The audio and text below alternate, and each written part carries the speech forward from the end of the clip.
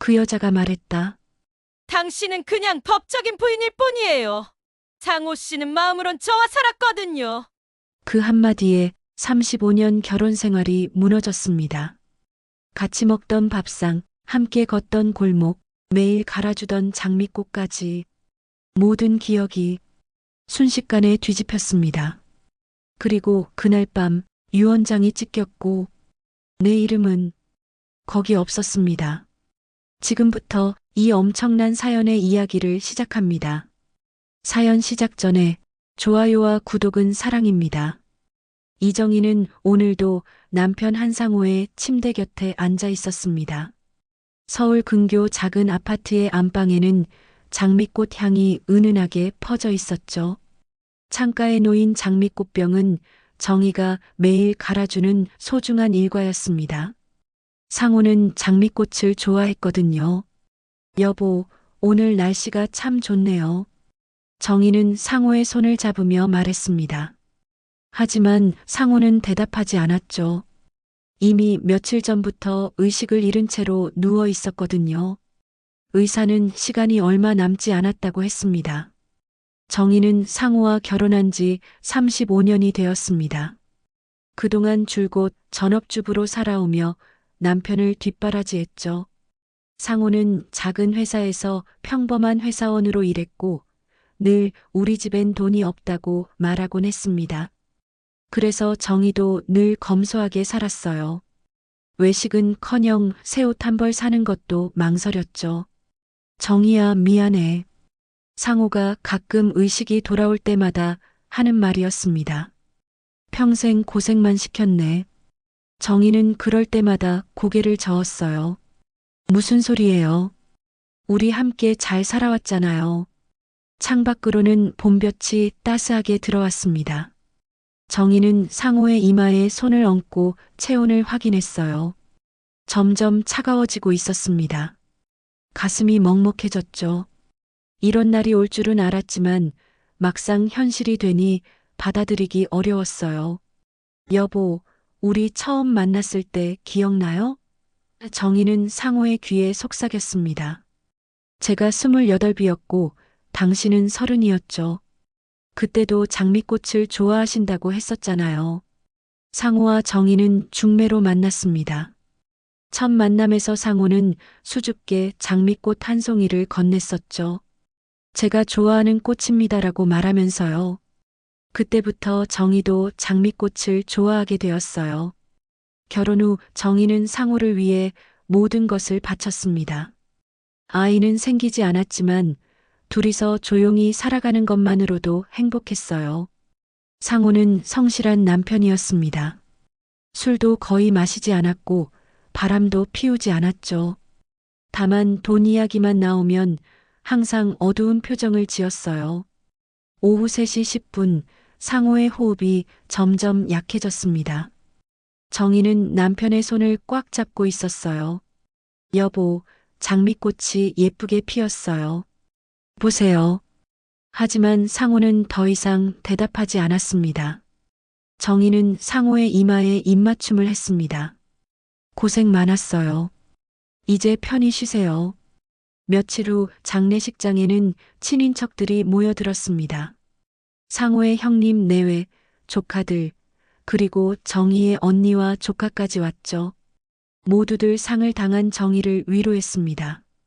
고생 많으셨어요. 이제 혼자 어떻게 사시려고 그래요. 정희는 검은 상복을 입고 조용히 앉아 있었습니다.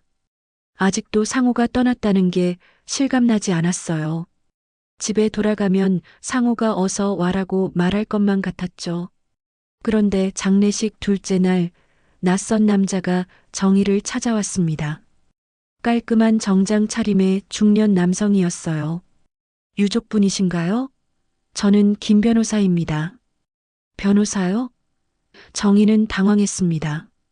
무슨 일로 변호사가 찾아온 걸까요? 한상호 씨가 생전에 저희 사무소에 유언장을 맡기셨습니다. 김 변호사는 서류 가방에서 봉투를 꺼냈어요. 그리고 상당한 유산을 남기셨더군요. 유산이요? 정희는 더욱 어리둥절했습니다. 저희 집엔 별다른 재산이 없는데요. 김 변호사는 정희를 조용한 곳으로 데리고 갔습니다. 장례식장 한쪽 빈 방에서 그는 충격적인 말을 했어요. 한상호 씨가 50억 원 상당의 유산을 남기셨습니다. 상속자는 배우자이신 이정혜 씨입니다. 정희는 귀를 의심했습니다. 50억이요? 그럴 리가 없어요. 저희는 평생 쪼들리며 살았거든요. 은행 적금, 주식, 부동산까지 합쳐서 약 50억 원입니다. 김 변호사는 서류를 보여주었어요. 모두 한상호 씨 명의로 되어 있고 유언장에 따르면 부인께서 상속받게 됩니다. 정희는 머리가 하얘졌습니다. 남편이 그런 큰 돈을 숨기고 있었다니요. 평생 돈이 없다고 말하며 함께 절약하며 살았는데 사실은 50억이나 되는 재산이 있었다는 게 믿어지지 않았어요. 김 변호사는 정희의 심정을 헤아리는 듯 조심스럽게 말했습니다. 아마 부인을 위해서였을 겁니다. 유언장에 보면 부인께 대한 사랑이 가득 적혀 있거든요. 장례식장으로 돌아온 정희의 표정을 본 친인척들이 물었습니다. 무슨 일이에요? 얼굴이 하얗네요. 정희는 어떻게 말해야 할지 몰랐습니다. 50억이라는 숫자가 너무 커서 실감도 나지 않았어요. 그저 남편이 자신에게 거짓말을 했다는 사실만이 가슴을 아프게 했습니다. 그날 밤 집에 돌아온 정희는 상호가 누워있던 침대를 바라보았습니다. 창가의 장미꽃은 여전히 예쁘게 피어 있었어요. 여보, 왜 말하지 않았어요? 정희는 혼잣말을 했습니다. 왜 혼자서만 알고 있었던 거예요? 하지만 상호는 이제 영원히 대답할 수 없었습니다. 장미꽃만이 조용히 향기를 내뿜고 있을 뿐이었어요. 정희는 장미꽃을 바라보며 눈물을 흘렸습니다. 슬픔과 배신감, 그리고 알 수 없는 불안감이 한꺼번에 밀려왔죠.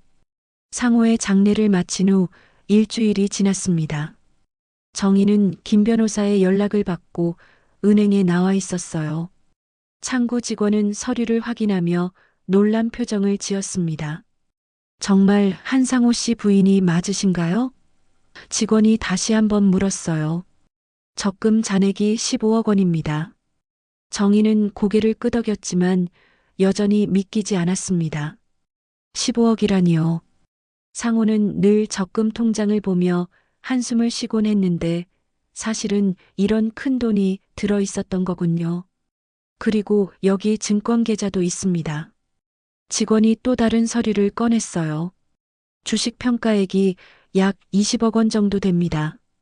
정희는 어지러웠습니다. 상호가 주식을 한다는 얘기는 들어본 적도 없었어요. 언제부터 이런 투자를 했던 걸까요? 은행을 나온 정희는 부동산 중개사무소로 향했습니다. 김 변호사가 알려준 주소였어요. 중개업소 사장은 정희를 보자마자 반갑게 인사했습니다. 아, 한상호 씨 부인이시군요. 기다리고 있었습니다. 사장이 서류철을 펼쳤어요. 남편분이 소유하신 부동산이 3군데 있습니다. 시가로 계산하면 약 15억 원 정도 되죠. 3군데요? 정희는 깜짝 놀랐습니다. 어디에 있는 건가요? 강남에 오피스텔 하나, 분당에 아파트 하나, 그리고 인천에 상가 건물 하나입니다. 사장이 설명했어요. 모두 임대를 주고 있어서 매달 임대료도 들어오고 있었어요. 정희는 멍하니 서류를 바라보았습니다. 상호가 이런 부동산들을 소유하고 있었다니요. 그럼 매달 임대료도 받고 있었던 건가요? 그런데 왜 자신에게는 말하지 않았을까요? 집으로 돌아온 정희에게 언니 명숙이 전화를 걸어왔습니다. 정희야, 소문 들었어. 형부가 큰 돈을 남겼다며? 언니도 들었어요? 정희는 놀랐습니다. 벌써 소문이 났나 봐요. 조카 영수가 그러던데. 50억이라고? 명숙의 목소리에는 믿을 수 없다는 뉘앙스가 섞여 있었어요. 형부가 그럴 사람이 아니었는데 말이야. 정희도 같은 생각이었습니다. 상호는 정말 그럴 사람이 아니었어요. 평생 검소하게 살았고 돈을 아끼는 것을 미덕으로 여겼죠. 그런데 사실은 이런 큰 재산을 숨기고 있었다니요. 언니, 저도 믿기지 않아요. 정희가 말했습니다. 그 사람은 평생 쪼들리며 살았다고 했거든요. 외식 한 번 하는 것도 아까워했는데요. 그럼 그동안 너만 모르고 있었던 거네. 명숙이 한숨을 쉬었어요. 참 답답한 사람이었어, 형부가. 전화를 끊고 난 후 정희는 상호의 책상 서랍을 열어보았습니다. 혹시 뭔가 단서라도 있을까 해서요. 하지만 평범한 물건들만 들어 있었어요. 볼펜, 메모지, 그리고 낡은 수첩 하나. 수첩을 펼쳐본 정희는 깜짝 놀랐습니다. 상호의 글씨로 빼곡히 적힌 숫자들이 보였거든요. 날짜별로 주식 종목명과 매매 내역이 적혀 있었어요. 정희는 이런 상호의 모습을 전혀 몰랐습니다. 정말 나만 몰랐구나. 정희는 혼잣말을 했습니다. 배신감이 다시 밀려왔어요. 남편이 자신에게 이렇게 큰 비밀을 숨기고 있었다니요. 며칠 후 상호의 조카 영수가 정희를 찾아왔습니다. 고모, 삼촌이 정말 그런 큰 돈을 남겼어요? 그런 것 같구나. 정희는 힘없이 대답했습니다. 와, 대박이네요. 영수는 신기한 듯 말했어요. 그럼 고모 이제 부자네요. 정희는 쓴웃음을 지었습니다. 부자라니요. 돈이 많다고 해서 행복한 건 아니잖아요. 오히려 남편에 대한 배신감만 커져갔어요. 그날 저녁 정희는 상호의 형님 상철에게서 전화를 받았습니다. 정희야, 상호가 정말 그런 큰 돈을 남겼나? 네, 아주버님. 정희가 대답했습니다. 참 이상한 일이야. 상철이 말했어요. 상호는 늘 돈이 없다고 했는데 나한테도 용돈 좀 달라고 할 때가 있었거든. 정희는 더욱 당황했습니다. 상호가 아주버님에게도 돈을 달라고 했다고요? 그럼 정말로 자신만 속이고 있었던 건가요? 형님, 상호 씨가 언제부터 그런 투자를 했는지 아세요? 글쎄, 나도 전혀 몰랐어. 상철이 한숨을 쉬었어요. 상호 그 녀석, 참 조용한 구석이 있었지. 그날 밤 정희는 혼자 앉아 생각에 잠겼습니다. 상호는 왜 자신에게 말하지 않았을까요? 부부인데 이런 큰 비밀을 숨길 이유가 뭐가 있었을까요? 밤 11시경 정희의 휴대폰이 울렸습니다. 모르는 번호였어요. 여보세요? 이정혜 씨죠? 낯선 여자 목소리였습니다. 네, 그런데 누구세요? 그 유산, 당신 못 아닙니다. 목소리는 차갑고 단호했어요. 곧 알게 될 겁니다. 뭐라고요? 누구세요? 정희가 다시 물었지만 상대방은 이미 전화를 끊었습니다. 정희는 휴대폰을 바라보며 가슴이 두근거렸습니다. 방금 그 전화는 뭐였을까요? 누군가 자신의 상속을 방해하려는 건가요? 창밖으로는 밤바람이 불어왔습니다. 정희는 창가의 장미꽃을 바라보았어요. 꽃잎이 몇 개 떨어져 있었습니다. 왠지 불길한 예감이 들었어요. 여보, 도대체 무슨 일인 거예요? 정희는 상호의 사진을 바라보며 중얼거렸습니다. 왜 이런 일들이 일어나는 거예요? 하지만 사진 속 상호는 여전히 미소만 짓고 있을 뿐이었습니다. 정희는 알 수 없는 불안감에 잠을 이루지 못했어요. 50억이라는 유산이 축복이 아니라 재앙의 시작인 것 같았습니다. 그 이상한 전화를 받은 지 사흘 후 정희는 김 변호사 사무실에 앉아 있었습니다. 상속 절차를 진행하기 위해서였죠. 변호사는 서류를 정리하며 말했어요. 이정혜 씨 상속 절차는 순조롭게 진행되고 있습니다. 다만 몇 가지 확인해야 할 것들이 있어서요. 무엇인가요? 정희가 물었습니다. 한상호 씨가 생전에 다른 유언장을 작성했을 가능성에 대해 조사 중입니다. 김 변호사가 신중하게 말했어요. 바로 그때 사무실 문이 열렸습니다. 접수 직원이 들어오더니 말했어요. 변호사님, 한상호 씨 건으로 오신 분이 계십니다. 다른 분이요? 김 변호사가 의아해했습니다. 송날이라는 분입니다. 정희는 그 이름을 들어본 적이 없었습니다. 송날이? 누구죠? 잠시 후 한 중년 여성이 들어왔습니다. 50대 초반으로 보이는 단정한 차림의 여성이었어요. 정희보다는 훨씬 젊어 보였습니다. 안녕하세요. 송나리입니다. 여성이 정희를 바라보며 말했어요. 이분이 한상호 씨 부인이시군요. 네, 그런데 누구시죠? 정희가 당황하며 물었습니다. 송나리는 가방에서 서류 봉투를 꺼냈습니다. 저도 한상호 씨와 관련이 깊은 사람입니다. 그리고 이것을 가져왔어요. 김 변호사가 서류를 받아 펼쳐보더니 놀란 표정을 지었습니다. 이것은 유언장이네요. 네, 맞습니다. 송나리가 침착하게 말했어요. 한상호 씨가 작성한 또 다른 유언장입니다. 정희는 귀를 의심했습니다. 또 다른 유언장이요? 그렇습니다. 송나리가 정희를 똑바로 바라보며 말했어요. 그 사람, 제 아이 아빠예요. 그리고 저희는 20년을 함께 살았습니다. 정희는 머리에 벼락이 떨어진 것 같았습니다. 뭐라고요? 한상호 씨는 저와 동거하며 아이까지 두었습니다. 송나리가 계속 말했어요. 상호는 정희 씨에게는 말하지 않았겠지만 저희에게는 또 다른 가정이 있었어요. 김 변호사가 유언장을 자세히 살펴보았습니다. 날짜가 이것이 더 최근에 작성된 것 같은데요. 그렇습니다.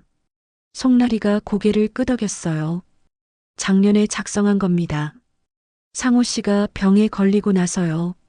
정희는 말을 잇지 못했습니다. 남편이 다른 여자와 20년을 살았다고요? 아이까지 있다고요? 거짓말이에요. 정희가 떨리는 목소리로 말했습니다. 우리는 35년을 함께 살았어요. 제가 남편의 전부였어요. 송나리는 안타까운 표정을 지었습니다. 정희 씨, 미안해요. 하지만 사실입니다. 상호는 일주일에 사흘은 저희와 함께 지냈어요. 그럴 리가 없어요. 정희가 소리쳤습니다. 남편은 매일 집에 왔어요. 출장도 거의 가지 않았고요. 출장이라고 하셨군요. 송나리가 쓴웃음을 지었어요. 그때 저희 집에 와 있었어요. 저희 딸 수진이도 아빠를 기다리곤 했거든요. 정희는 어지러웠습니다. 딸이라고요? 상호에게 딸이 있다고요? 김 변호사가 두 유언장을 비교해보며 말했습니다. 두 유언장 모두 진짜인 것 같습니다. 하지만 날짜상으로는 송나리 씨가 가져온 것이 더 최근 것이네요. 그럼 이 유언장이 유효한 건가요? 송나리가 물었습니다. 일단 전문가의 감정이 필요합니다. 김 변호사가 신중하게 말했어요. 정희는 의자에 주저앉았습니다. 모든 것이 무너지는 기분이었어요. 남편의 사랑, 35년의 결혼 생활, 그리고 이제는 유산까지. 정희 씨는 그냥 법적인 부인일 뿐이에요. 송나리가 차갑게 말했어요. 상호 씨는 마음으로는 저와 살았어요. 그래서 재산도 저희에게 남긴 거고요. 안 돼요. 정희가 고개를 저었습니다. 남편은 저를 사랑했어요. 매일 장미꽃을 좋아한다고 했고 저와 함께 늙어가자고 했어요. 장미꽃이요? 송나리가 놀란 표정을 지었어요. 상호 씨는 백합을 좋아했는데요. 저희 집에는 항상 백합이 있었어요. 정희는 충격을 받았습니다. 백합이라고요? 그럼 장미꽃은 뭐였을까요? 송나리가 가방에서 사진을 꺼냈습니다. 이 사진 보세요. 상호 씨와 저, 그리고 수진이에요. 사진 속에는 상호가 어린 여자아이와 함께 웃고 있는 모습이 있었습니다. 정희가 본 적 없는 상호의 모습이었어요. 그렇게 행복해 보이는 상호를 정희는 처음 봤습니다. 이 사진은 언제 찍은 건가요? 정희가 떨리는 목소리로 물었습니다. 작년 수진이 생일 때요. 송나리가 대답했어요. 상호가 수진이를 얼마나 예뻐했는지 몰라요. 정희는 눈물이 났습니다. 자신이 알던 상호와 완전히 다른 사람이었어요. 자신에게는 늘 조용하고 무뚝뚝했던 남편이 다른 가족에게는 그렇게 다정한 아버지였다니요. 상호 씨는 수진이 대학 등록금도 미리 준비해뒀어요. 송나리가 계속 말했어요. 그리고 저를 위한 노후 자금도 따로 마련했고요. 김 변호사가 정희를 걱정스럽게 바라보았습니다. 이정희 씨, 괜찮으세요? 정희는 대답할 수 없었습니다. 35년의 결혼 생활이 거짓이었다는 것을 어떻게 받아들일 수 있을까요? 저는 이제 가봐야겠어요. 송나리가 일어서며 말했어요. 변호사님, 상속 절차 잘 부탁드려요. 정희 씨, 미안해요. 하지만 이것이 현실이에요. 송나리가 나간 후 사무실은 조용해졌습니다. 정희는 멍하니 앉아 있었어요. 자신의 인생이 송두리째 흔들리고 있었습니다. 김 변호사가 조심스럽게 말했습니다. 이정희 씨, 일단 집에 가서 쉬시는 게 좋겠어요. 정희는 고개만 끄덕였습니다. 이제 집에 가서 무엇을 해야 할지 모르겠었어요. 자신이 믿어왔던 모든 것이 무너져 내리고 있었거든요. 송나리를 만나고 집으로 돌아온 정희는 며칠 동안 집 밖으로 나가지 못했습니다. 상호에 또 다른 가족이 있었다는 충격에서 벗어날 수 없었거든요. 창가의 장미꽃도 시들어가고 있었어요. 그런데 사흘째 되는 날 조카 영수가 찾아왔습니다. 고모, 괜찮으세요? 소문 들었어요. 무슨 소문? 정희가 힘없이 물었습니다. 삼촌한테 다른 가족이 있었다는 얘기요. 영수가 걱정스럽게 말했어요. 진짜예요? 정희는 고개를 끄덕였습니다. 그런 것 같구나. 영수는 잠시 망설이더니 말했습니다. 고모, 사실 아버지가 하신 말씀이 있어요. 뭐라고 하셨는데? 그냥 그만하라고 하시던데요. 영수가 어색하게 말했어요. 돈 때문에 이럴 거냐고. 정희는 영수를 바라보았습니다. 내 아버지가 그런 말을 했다고? 네, 그리고 영수가 더욱 주저했습니다. 송날이라는 분이 아버지한테도 연락했대요. 정희는 깜짝 놀랐습니다. 언제? 어제요. 아버지가 말씀하시길 고모가 너무 욕심내지 말라고 하시더라고요. 정희는 배신감을 느꼈습니다. 남편의 아버지마저 송나리 편을 드는 건가요? 다음 날 정희는 언니 명숙을 만났습니다. 명숙도 이미 소문을 들었다는 듯 걱정스러운 표정이었어요. 정희야, 정말 힘들겠다. 명숙이 정희의 손을 잡았습니다. 그런데 말이야. 왜요, 언니?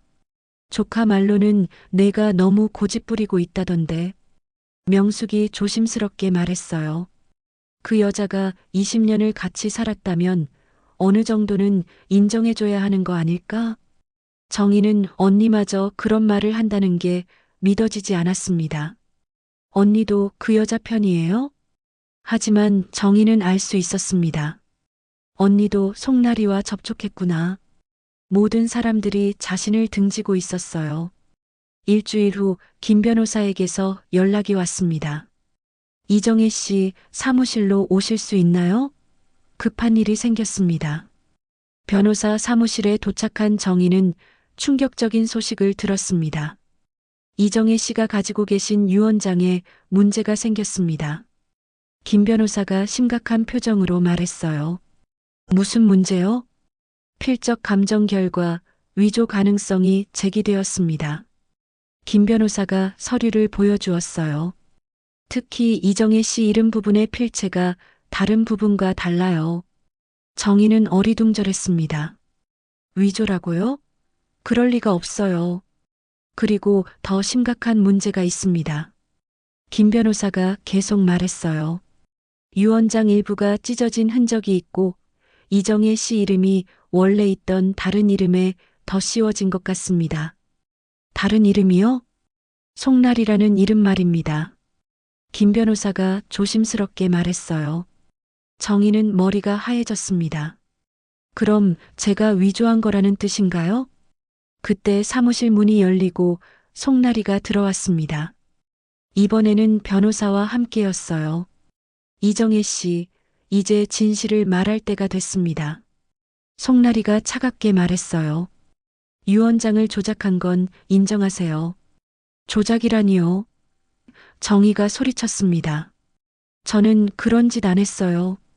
송나리의 변호사가 서류를 내밀었습니다. 증거가 있습니다. 유언장이 찢어졌고 내 의뢰인의 이름은 사라졌습니다. 정희는 억울했습니다. 자신은 정말 아무것도 한 게 없는데 어떻게 이런 일이 벌어지는 걸까요? 그리고 한 가지 더 알려드릴 게 있습니다.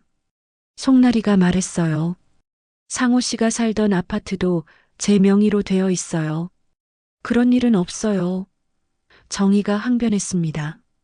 그 아파트는 저희가 결혼할 때부터 살던 곳이에요. 하지만 송나리는 부동산 등기부등본을 보여주었습니다. 보세요. 원래는 이정희 이름이었다가 얼마마 전에 송나리로 바뀌었어요. 정희는 그 서류를 보고 경악했습니다. 정말로 원래는 이정의 명의였다가 송나리의 명의로 바뀌어 있었거든요.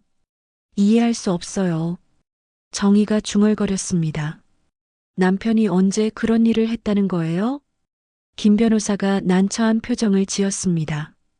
이정혜 씨, 혹시 남편분이 부동산 명의 변경에 대해 말씀하신 적 있나요? 정희는 고개를 저었습니다. 전혀 없어요. 저는 정말 모르는 일이에요. 송나리의 변호사가 말했습니다. 법원에서는 증거를 중요하게 봅니다. 현재 증거상으로는 송나리 씨가 원래 상속자였던 것으로 보입니다. 며칠 후 법원의 임시 결정이 내려졌습니다.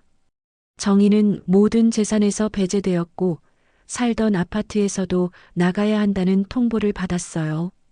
한 달 내에 이사 나가시기 바랍니다. 법원 직원이 차갑게 말했습니다. 정희는 멍하니 통지서를 바라보았습니다. 갑자기 모든 것을 잃게 되었어요. 남편도 재산도 집까지. 심지어 가족들마저 등을 돌렸습니다. 집으로 돌아온 정희는 짐을 싸기 시작했습니다. 35년을 살던 집을 떠나야 한다니요. 창가의 장미꽃도 이제 마지막으로 보는 것 같았어요. 상호의 형님 상철이 전화를 걸어왔습니다. 정희야, 미안하다. 하지만 어쩔 수 없는 일인 것 같아. 아주버님도 절 버리시는 거예요? 정희가 쓰게 웃었습니다. 그런 게 아니라 법원에서 그렇게 결정했으니까. 상철이 어색하게 말했어요. 전화를 끊고 난 후 정희는 홀로 앉아 있었습니다. 세상에 자신의 편은 아무도 없는 것 같았어요. 모든 사람들이 송나리 편을 들고 있었습니다. 그날 밤 정희는 창밖을 바라보며 생각했습니다. 내가 정말 잘못한 게 있을까? 하지만 아무리 생각해도 자신은 아무 잘못이 없었어요. 그저 남편을 사랑하며 살았을 뿐인데 어째서 이런 일이 벌어지는 걸까요? 아파트에서 쫓겨난 정희는 작은 여관방에서 지내고 있었습니다. 35년을 살던 집에서 나온 짐은 고작 캐리어 하나가 전부였어요. 그마저도 송나리가 원래 제 집 물건이라며 대부분 가져가 버렸거든요. 여관 침대에 누워 천장을 바라보는 정희의 눈에는 눈물이 고여 있었습니다. 휴대폰도 요금을 못 내서 끊어진 상태였어요. 세상과 완전히 단절된 기분이었습니다. 정말 내가 없던 사람이었을까? 정희는 혼잣말을 했습니다. 35년의 결혼 생활이 모두 거짓이었다는 게 믿어지지 않았어요. 여관 사장이 문을 두드렸습니다. 손님, 방값이 밀렸는데요. 죄송해요. 조금만 더 기다려주세요. 정희가 간청했습니다. 이미 일주일이나 밀렸어요. 내일까지 안 주시면 나가셔야 해요. 사장이 차갑게 말했습니다. 정희는 가방을 뒤져봤지만 남은 돈은 몇만 원이 전부였어요. 그것도 며칠 먹을 거리 사면 떨어질 돈이었죠. 다음 날 아침 정희는 여관에서 쫓겨났습니다. 갈 곳이 없어진 정희는 거리를 걸었어요. 한때 50억의 상속자였던 자신이 이제는 노숙자가 될 처지였습니다. 공원 벤치에 앉아 있던 정희에게 한 할머니가 다가왔습니다. 아주머니, 어디 아픈 데라도 있어요? 아니에요. 정희가 고개를 저었습니다. 그런데 왜 이렇게 힘들어 보여요? 할머니가 걱정스럽게 물었어요. 정희는 할머니의 따뜻한 말에 눈물이 났습니다.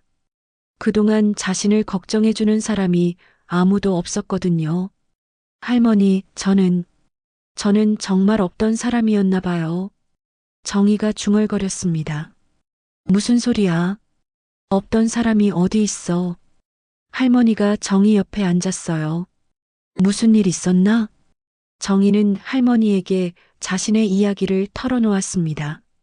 남편의 죽음, 거대한 유산, 그리고 송나리의 등장까지. 할머니는 조용히 들어주었어요. 참 기가 막힌 일이네. 할머니가 한숨을 쉬었습니다. 그런데 아주머니, 포기하면 안 돼. 이제 뭘 해도 소용없어요. 정희가 고개를 떨었습니다. 법원도 가족도 모두 그 여자 편이에요. 그래도 아주머니가 살아있는 한 끝난 게 아니야. 할머니가 정희의 손을 잡았어요. 내가 보기엔 아주머니가 진짜 부인 같은데. 할머니의 말에 정희는 조금 위로를 받았습니다. 하지만 현실은 달랐어요. 며칠 후 정희는 한강변을 걸었습니다. 더 이상 갈 곳도 머물 곳도 없었거든요. 한강 다리 위에 서서 아래를 내려다본 정희는 생각했습니다. 가족도 기록도 사랑도 없었다면 난 그냥 없던 사람이었던 걸까? 바람이 차갑게 불어왔습니다. 정희는 난간에 손을 얹고 한참을 서 있었어요. 물이 검푸르게 흘러가고 있었습니다. 여보, 정희가 작은 목소리로 중얼거렸습니다. 당신은 정말 저를 사랑했던 건가요? 아니면 저는 그냥 편리한 존재였던 건가요? 눈물이 뺨을 타고 흘러내렸습니다. 35년 동안 믿어왔던 사랑이 모두 거짓이었다니요. 자신이 알던 상호는 존재하지 않았던 건가요? 정희는 가방에서 마지막 남은 것을 꺼냈습니다. 시든 장미꽃 한 송이였어요.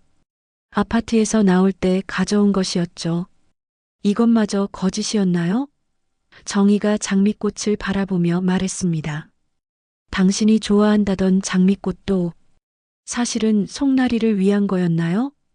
바람에 장미꽃잎이 몇 개 떨어졌습니다.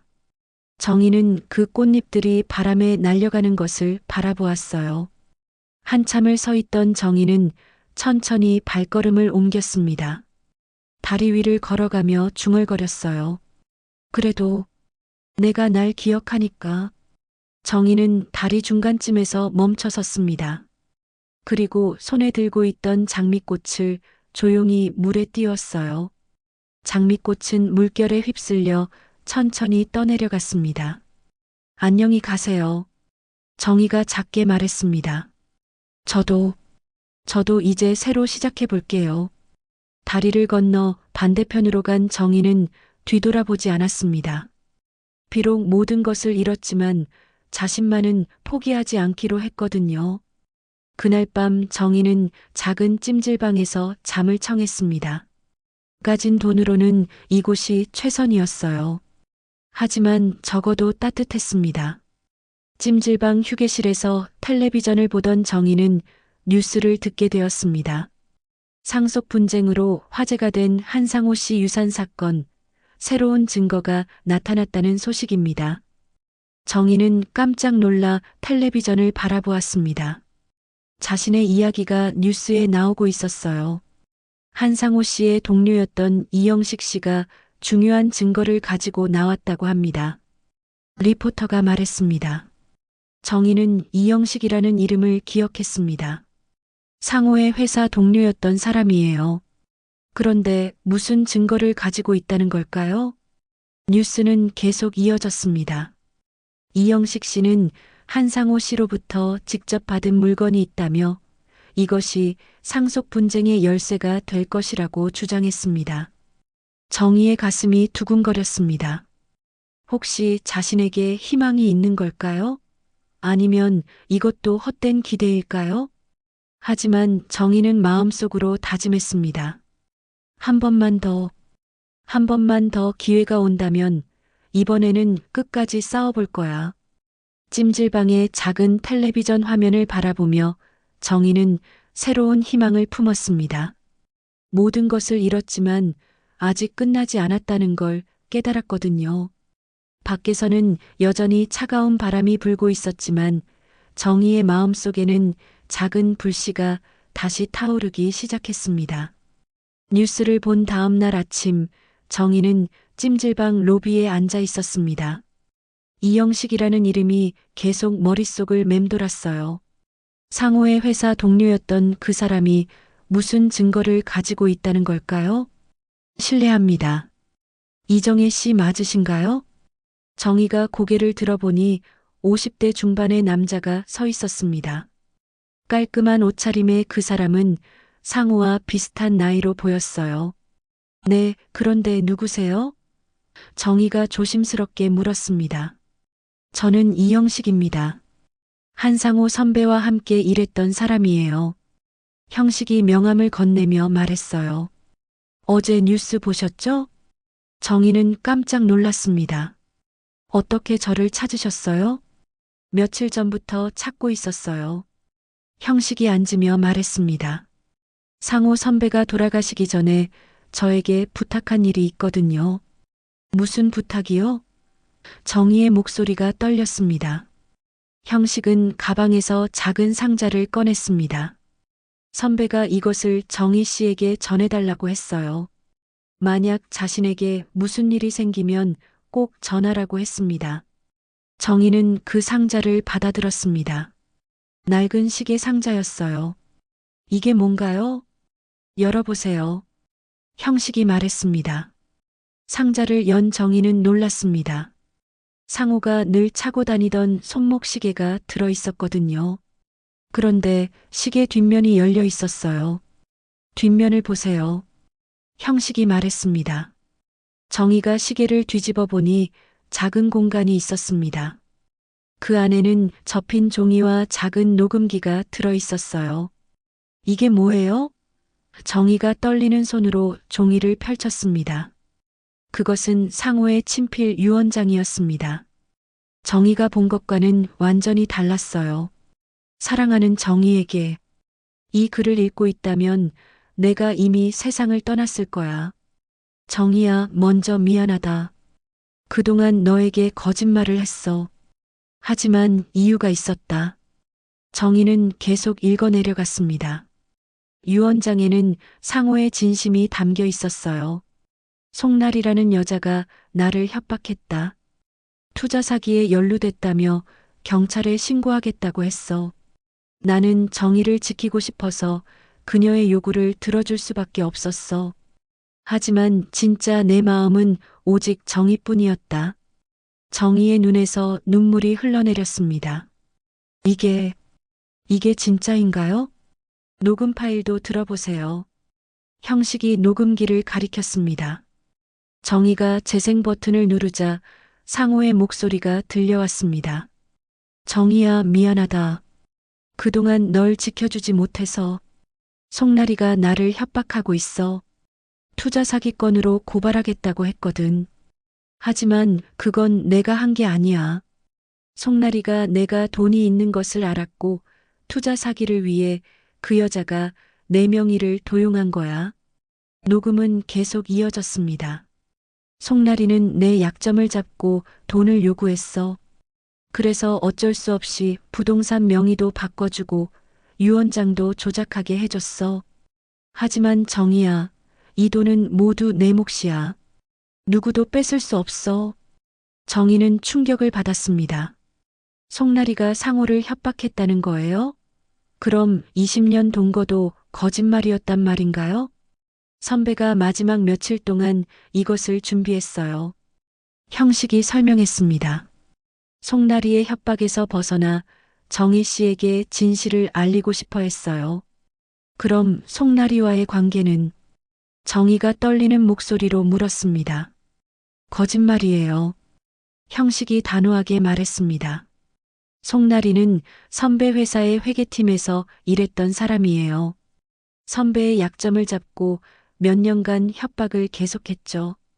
정희는 안도감과 분노가 동시에 밀려왔습니다. 상호는 자신을 사랑했던 거예요. 다만 송나리의 협박 때문에 어쩔 수 없었던 거였죠. 그 아이, 수진이라는 아이는 뭐예요? 정희가 물었습니다. 송나리의 조카예요.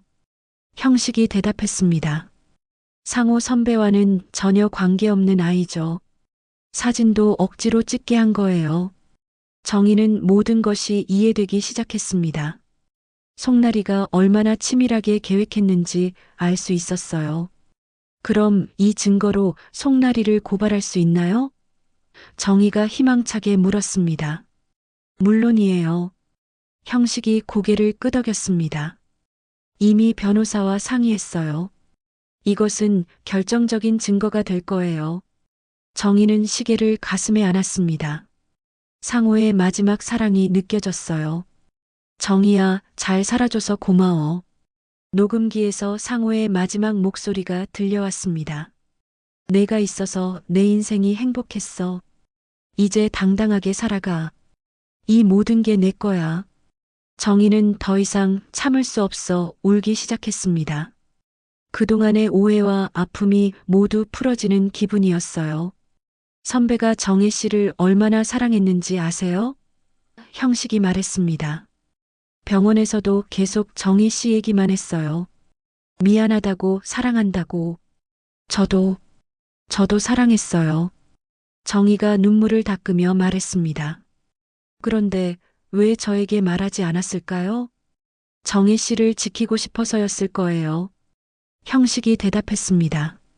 송나리가 정희 씨에게까지 해를 끼칠까봐 두려워했거든요.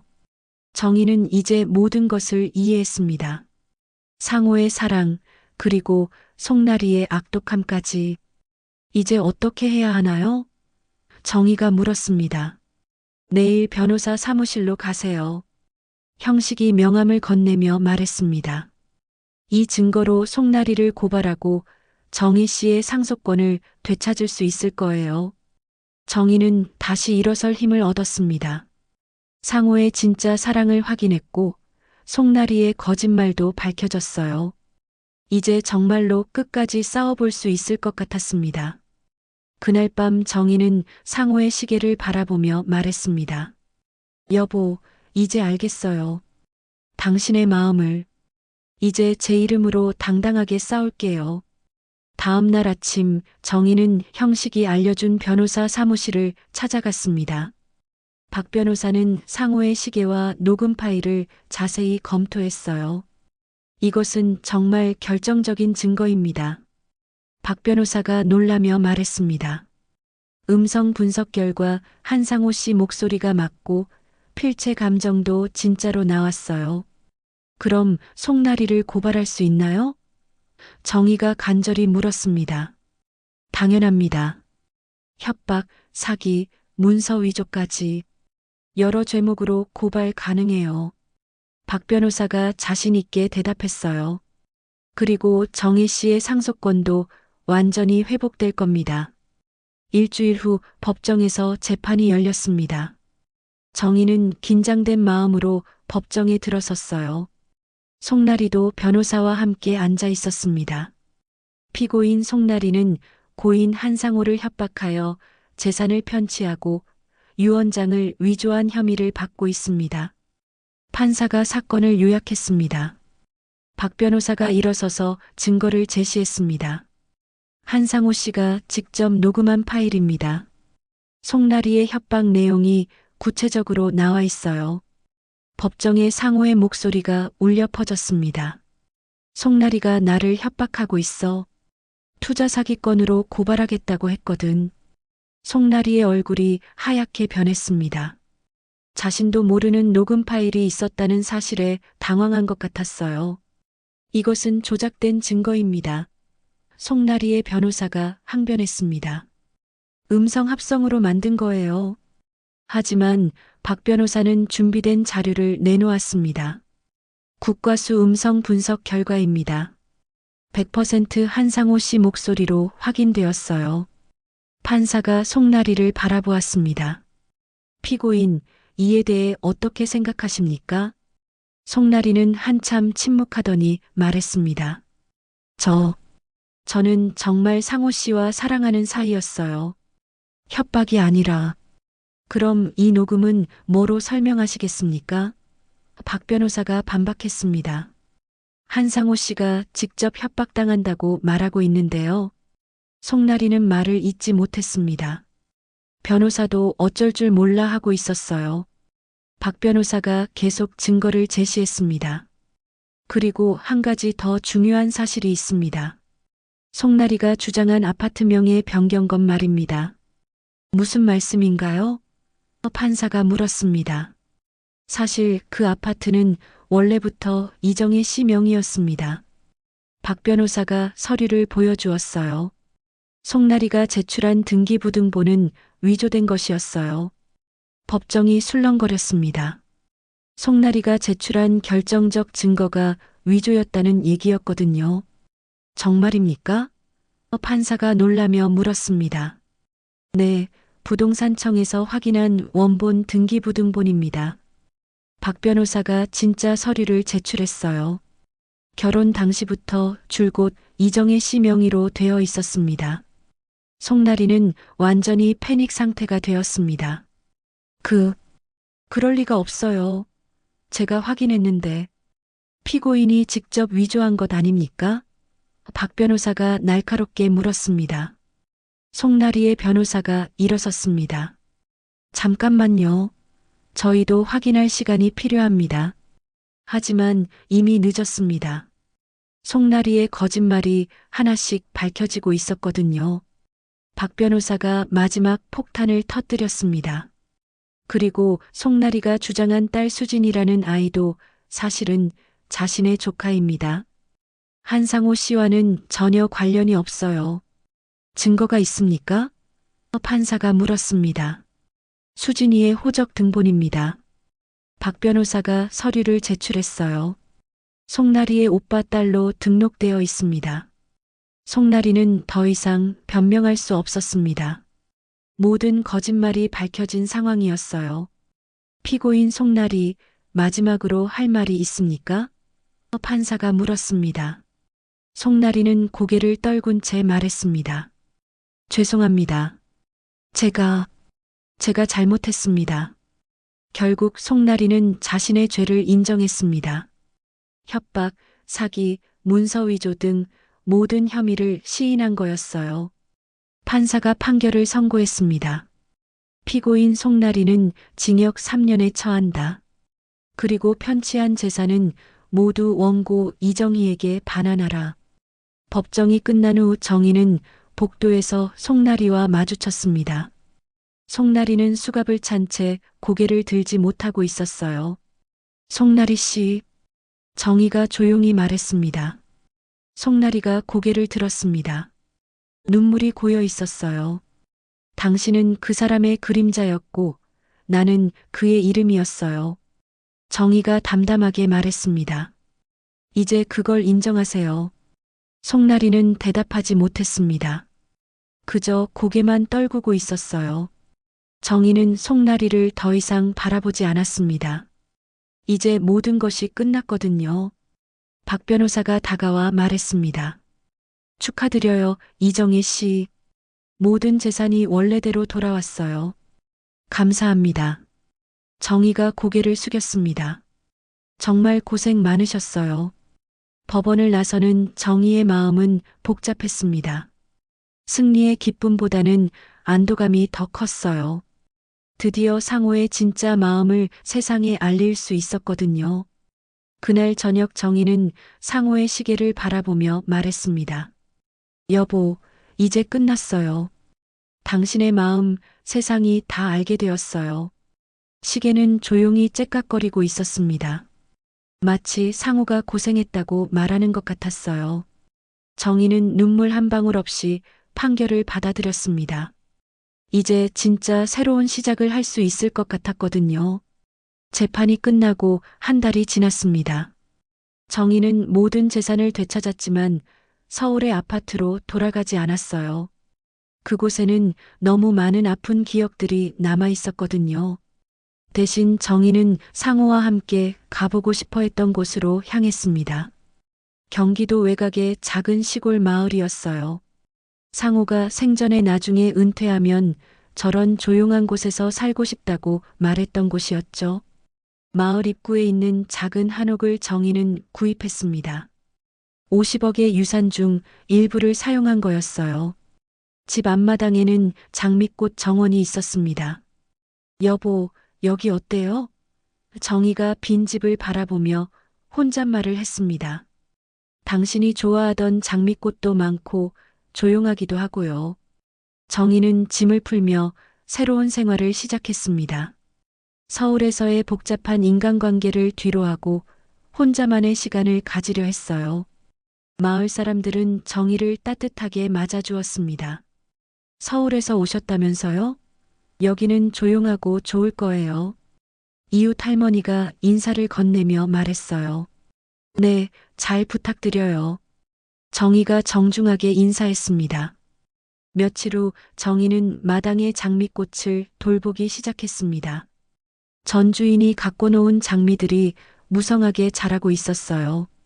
정희는 상호가 좋아했던 빨간 장미를 특히 정성스럽게 돌봤습니다. 여보, 기억나요? 정희가 장미꽃에 물을 주며 말했습니다. 우리 처음 만났을 때 당신이 준 빨간 장미 말이에요. 그때 얼마나 예뻤는지. 장미꽃은 바람에 살랑살랑 흔들렸습니다. 마치 상호가 대답하는 것 같았어요. 일주일 후 정희에게 예상치 못한 방문객이 찾아왔습니다. 상호의 형님 상철이었어요. 정희야, 미안하다. 상철이 고개를 숙이며 말했습니다. 그때 내 편을 들어주지 못해서. 괜찮아요, 아주버님. 정희가 차를 내오며 말했습니다. 다 지난 일이에요.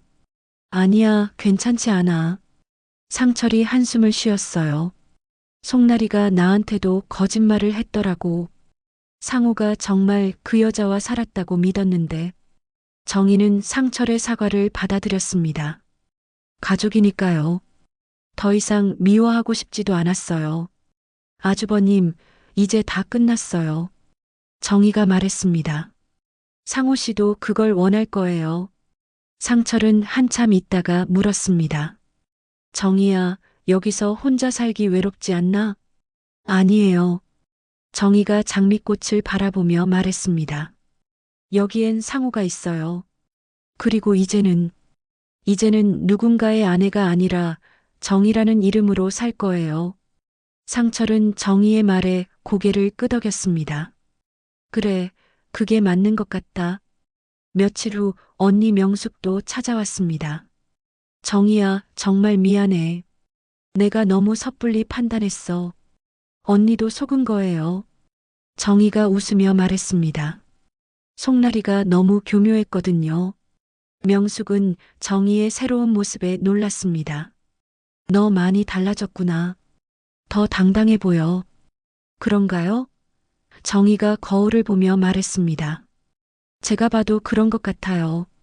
이제 누군가 뒤에 숨어 살지 않아도 되니까요. 한 달이 더 지나자 마을 사람들과도 친해졌습니다. 정희는 마을 부녀회 활동도 하고 장미꽃 기르는 법을 이웃들에게 가르쳐 주기도 했어요. 정희 씨 덕분에 우리 마을 장미꽃이 더 예뻐졌어요. 이웃 할머니가 말했습니다. 제가 더 많이 배웠어요. 정희가 대답했습니다. 혼자 사는 법도 제 이름으로 사는 법도요.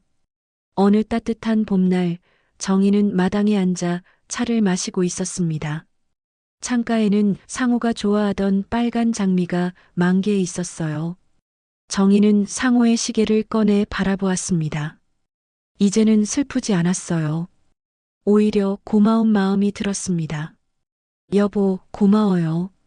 정희가 시계에 대고 말했습니다. 당신 덕분에 제가 누군지 알게 되었어요. 바람에 장미꽃잎이 몇 개 떨어졌습니다. 정희는 그 꽃잎들을 주워들었어요. 이제는 누군가의 아내가 아니라 정희라는 이름으로 살 거예요. 정희가 다시 한번 다짐했습니다. 그때 상호의 목소리가 시계에서 마지막으로 들려왔습니다. 정희가 녹음기 버튼을 눌렀거든요. 정희야, 잘 살아줘서 고마워. 내가 있어서 내 인생이 행복했어. 이제 당당하게 살아가. 넌 충분히 아름다운 사람이야. 정희는 눈물을 흘리지 않았습니다. 대신 환하게 웃었어요. 저도 고마웠어요, 여보. 정희가 말했습니다. 당신을 사랑했던 시간들 모두 소중했어요. 정희는 시계를 다시 상자에 넣었습니다.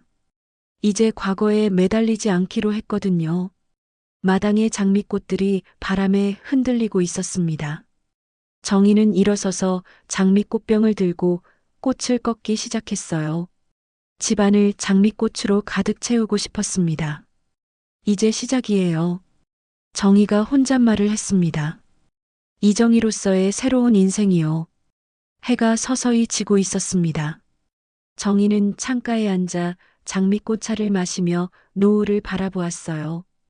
50억의 유산보다 더 소중한 것을 얻은 기분이었습니다. 자신의 이름으로 사는 법을 배운 거죠. 장미꽃 향기가 집 안가득 퍼지고 있었습니다. 정희는 조용히 미소 지으며 새로운 하루를 준비했어요. 이제 진짜 자신의 인생이 시작되는 거니까요.